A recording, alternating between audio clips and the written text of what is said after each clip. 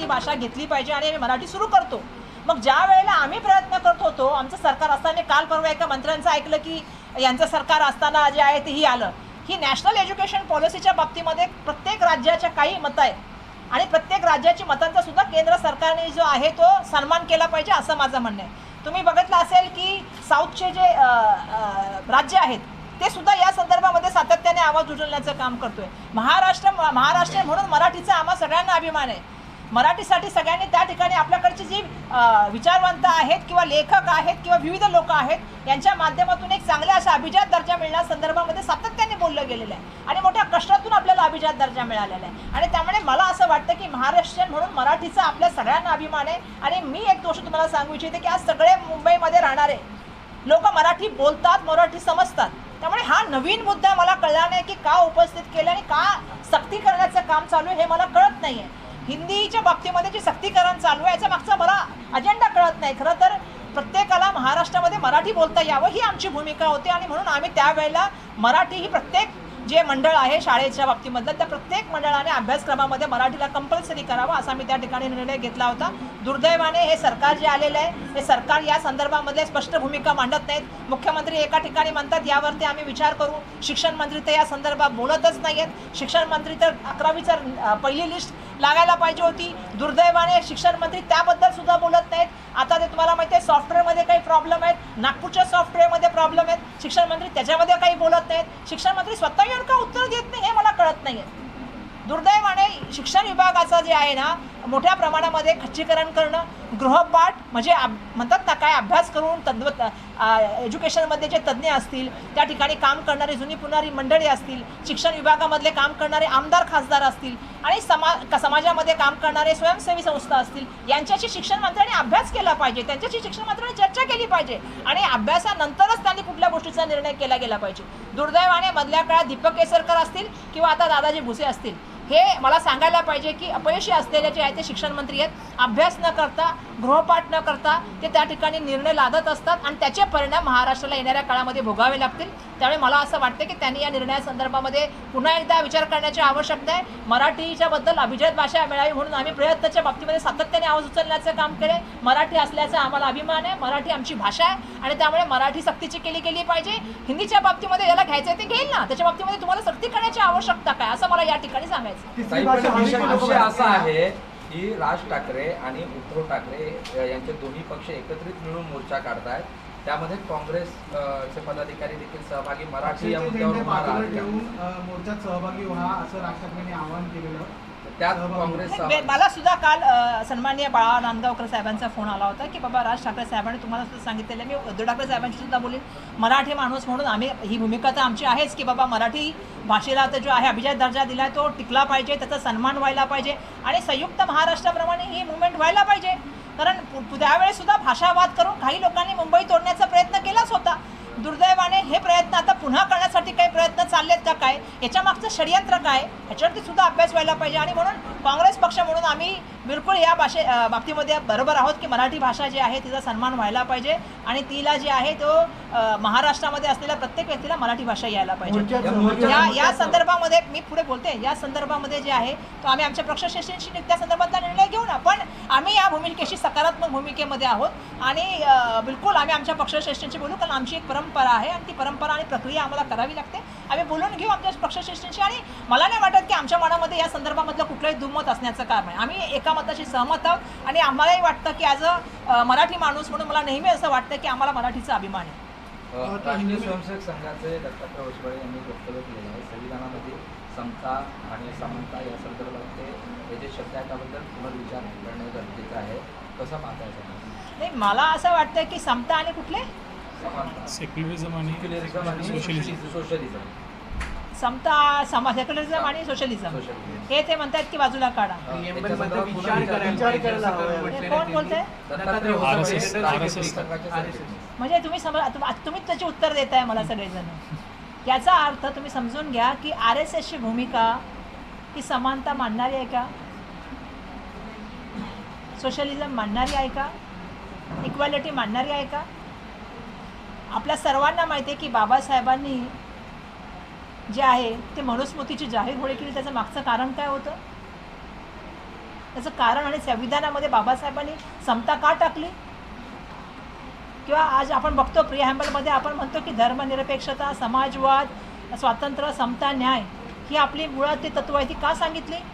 कारण प्रत्येक माणसाला समान हक्क मिळाला पाहिजे, प्रत्येक माणसाला समान न्याय मिळाला पाहिजे, प्रत्येक माणसाला समान स्वातंत्र्य मिळालं पाहिजे, प्रत्येक माणसाला धर्मनिरपेक्षतेपणे आपापल्या धर्माचा जो आहे प्रचार प्रसार करता आला पाहिजे आणि समाजामध्ये सामाजिक सलोखा राहिला पाहिजे. ही या देशाच्या संविधानाने दिलेली आपल्याला जी आहे ती मूल्य आहेत.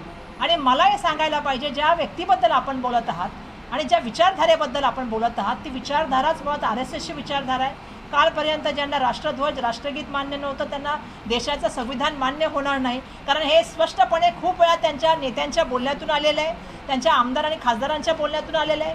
400 पार केल्यानंतर आम्ही जे आहे देशाचं संविधान बदलू, आपण बघितलेले अशी वाक्य त्यांच्या माध्यमातून आलेले आहेत. त्यामुळे त्यांची भूमिका ही सातत्याने मनुवादी राहिलेली आहे. त्यांची भूमिका सातत्याने जी आहे ती समरसतावादी राहिलेली आहे. समानता त्यांना मान्यच नव्हती.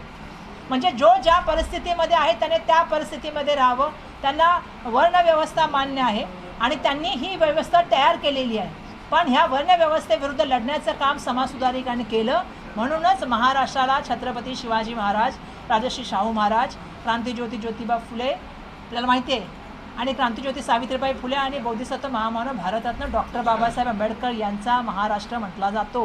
कारण यांनी समाजामध्ये एकता निर्माण करण्याचं काम केलं, प्रत्येक व्यक्तीला समान धरण्याचं काम केलं, प्रत्येकाच्या स्वातंत्र्यासाठी आणि हक्कासाठी लढण्याचं काम केलं. त्यामुळे मला अपेक्षा असं वाटतं की ज्यांनी हा प्रश्न विचारला, आता मला अपेक्षा आहे की देशाचे पंतप्रधान याच्यावर तरी चुप्पी सोडतील आणि काहीतरी बोलतील. NGO से बात करनी चाहिए, NGO से बात करनी चाहिए. जो पहले लोग एजुकेशन में काम करते हैं वो आमदार खासदार से बात करनी चाहिए और तभी जाके कोई पॉलिसी का डिसीजन लेना चाहिए. दुर्भाग्यवश दीपक केसरकर और दादाजी भिसे ये दोनों भी जो है एजुकेशन मिनिस्टर होने के बाद इनके जो भी निर्णय लिए गए हैं वो फेलियर रहे हैं, अपयशी रहे हैं. आपको मैं बताना चाहती हूँ अभी 11वीं के एडमिशन का भी बड़े पैमाने पे बहुत सारा घोल वहाँ पे चालू है.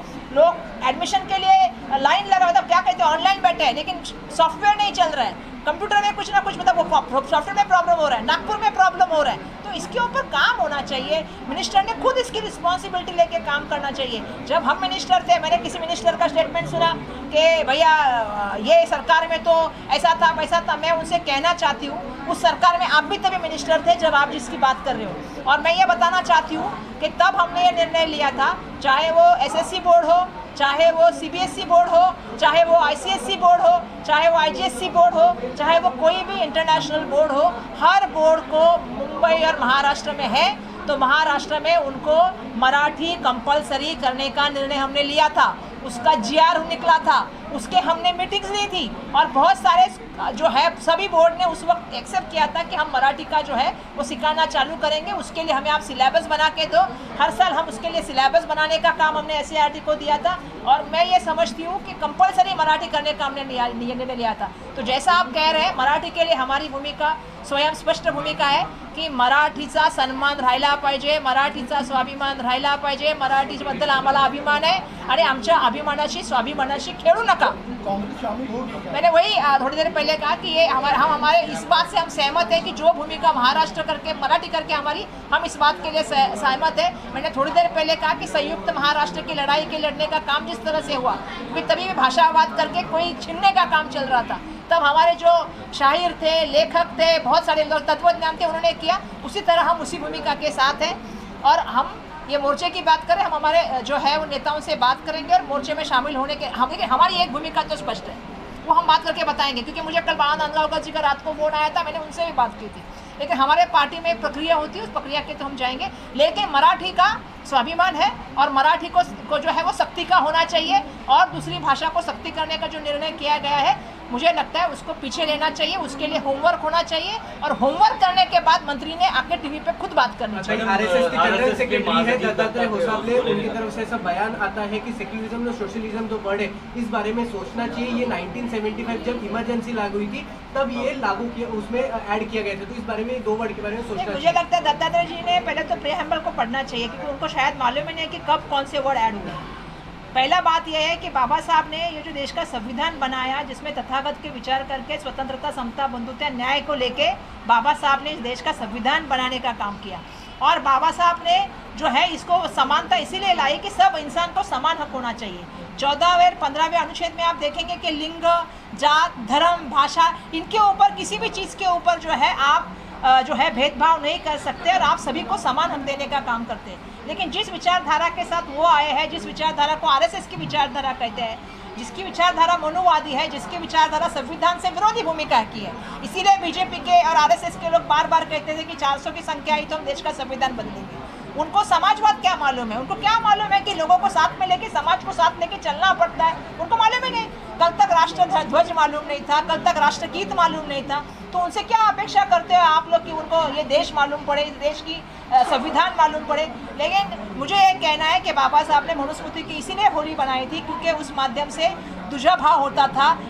अलग अलग जो है, महिला अलग है, पुरुष अलग है, शूद्र अलग है। तो आरएसएस जो है और भाजपा जो है वो वर्ण व्यवस्था में यकीन करती है और उनको वही वर्ण चाहिए, इसीलिए वो समरसता कहते हैं। लेकिन बाबा साहब ने समरसता को एक्सेप्ट नहीं किया। बाबा साहब ने समता देने का काम किया, हर इंसान को समान अधिकार, हर इंसान को समता, स्वतंत्र, न्याय, हर इंसान को धर्मनिरपेक्ष राज्य होना चाहिए, ये भूमिका बाबा साहब ने रखी है। तो मुझे ऐसा लगता है कि जिस विचारधारा से वो आ रहे हैं वो विचारधारा जो है, जो मनुवादी है, जो विचारधारा देश के संविधान को नहीं मानती है। लेकिन मैं अपेक्षा करती हूँ देश के संविधान के माध्यम से देश के प्राइम मिनिस्टर बने हैं, तो इस बार तो मोदी जी चुप्पे तोड़ेंगे और इस बार तो मोदी जी कुछ बोलेंगे। एक और सवाल है, जिस तरीके से आरएसएस ने कहा है कि जिन्होंने इमरजेंसी लगाई है वो कॉन्स्टिट्यूशन की कॉपी लेके घूमते हैं, उन्हें जनता से माफी मांगी। किसने बोला ये? आरएसएस। मैं आरएसएस को समय कल ही बोलना चाहती थी कि परसों एक संविधान हत्या दिवस किसी ने मनाया। मैं बोलना चाहती हूँ क्या संविधान आज नहीं मर रहा है? आज किसको स्वातंत्र है बताइए? क्या मीडिया को स्वातंत्र है? अगर कोई मीडिया उनके खिलाफ बात करता है तो आज रवीश कुमार जी का क्या हाल है, निखिल वागड़े जी का क्या हाल है, बताइए ना आप मुझे। राजू परोलेकर जी का क्या हाल है? क्या मीडिया को है? क्या ब्यूरोक्रेसी को सेपरेट है? जब हम इलेक्शन कमीशन को पूछते हैं कि भैया आपके इसमें जो है क्या कहते हैं, हमने कहा, राहुल जी ने, आदरणीय हमारे जननेता राहुल जी ने कहा कि आपके नाम में भ्रष्टाचार है, आपकी यादी डिक्लेयर कीजिए। हम पुरावे दे रहे हैं कि भाई इतने घंटे में इतना वोटिंग कैसे हुआ, क्योंकि आप भी सब जानते हैं अगर इतने 60-70 लोगों ने लाइन में खड़े थे तो कितना देर काउंटिंग होना चाहिए था। जब हम आयोग का प्रश्न पूछते हैं, निवडणूक आयोग को, तो मुख्यमंत्री क्यों जवाब देते हैं? हमने तो मुख्यमंत्री को नहीं पूछा ना, हमने सवाल किसको पूछे? तो क्या निवडणूक आयोग स्वतंत्र है? ईडी, सीबीआई, इनकम टैक्स स्वतंत्र यंत्रणा है क्या? नहीं, ऑटोनोमस बॉडी क्या स्वतंत्र है? क्यों बीजेपी के किसी भी एमएलए पे, किसी भी क्यों लोग कहते हैं यहाँ से वहाँ जाने के बाद हमको रात को नींद आ रही है अच्छे से क्योंकि हमें टेंशन नहीं है? ईडी, सीबीआई इनको इसका क्यों? क्योंकि उनको स्वतंत्रता नहीं है। तो आप मुझे बताइए, इस देश में संविधान चल रहा है? इस देश में डेमोक्रेसी चल रही है? लोकशाही चल रही है? जितना अधिकारी ये हो गए, क्या बोलना चाहिए, अधिकारी क्या हो गए? एक एमएलए बोलता है कि तुम्हारा चप्पल, कपड़ा हमारे को ऐसे आ रहा है। किसानों को, जो किसान हमारे देश का पोशिंदा है, जो किसान हमारा रात दिन मेहनत करता है, हमको अनाज देता है, क्या 6000 से घर चलता है किसी का? और आप ऐसा कर रहे हो, आपके घर से ला के दे रहे हो। आप लाडली बहन की बात कर रहे हो कि आप अपने घर से ला रहे दे रहे हो, ये तो हमारा ही पैसा है, टैक्स के स्वरूप में ला रहा है, वो हमको दे रहे हो। तो कहाँ चल रही है इस देश में डेमोक्रेसी? कहाँ चल रहा है इस देश में संविधान? तो पहला आरएसएस अपनी मानसिकता बदले। इनकी मानसिकता यही है, इनको पसंद ही नहीं है देश का संविधान, ये मेरा कहना है।